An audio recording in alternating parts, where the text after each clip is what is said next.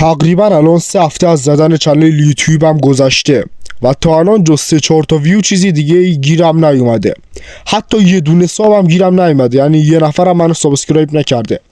البته یه دونه ساب دارم و ویو هام هم کمی بیشتر از 3-4 تا، ولی مشکل اینه که این ساب و ویو ها همش خودمم، یعنی خودم کانالمو سابسکرایب کردم و ویدیو هامو دیدم و من واقعا دیگه از ادامه دادن این کانال یوتیوب خستم.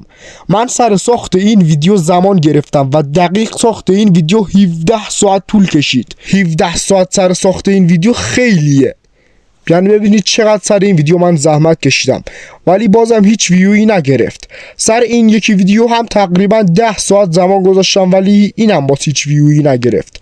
حالا میگید خب اینقدر زمان نذار و یکم سطح محتوا رو بیار پایین و زودتر بسازشون، ولی باید بگم که محتوای من یه نوع سبک علمیه و کسی که میاد رو ویدیو میخواد یه چیزی یاد بگیره و حتما باید یه محتوای درست و با کیفیت بهش بدم. حالا بازم شاید بگید شاید کسی نخواد این چیزا رو بدونه، ولی باید بهتون بگم یوتیوب اصلا ویدیوهای منو ساجست نمیکنه که ببینه کسی میخواد محتوای منو ببینه یا نه. آخه مشکلی هم که اینجاست اینه، من اصلا انتظار ندارم ویدیو هم 1000 تا ویو بگیرن یا تو 2 ماه مانیتایز بشه چنلم.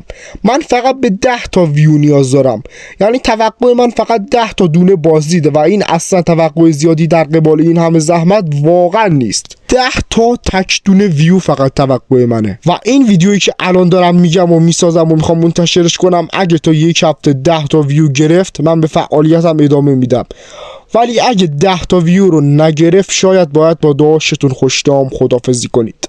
پس این ویدیو رو لایک کن به امید 10 دونه ویو. واقعا اصلا خندم میگیره بگم توقعم فقط 10 تا ویوه، ولی خب واقعا توقعم فقط همون یه 10 تا ویوه.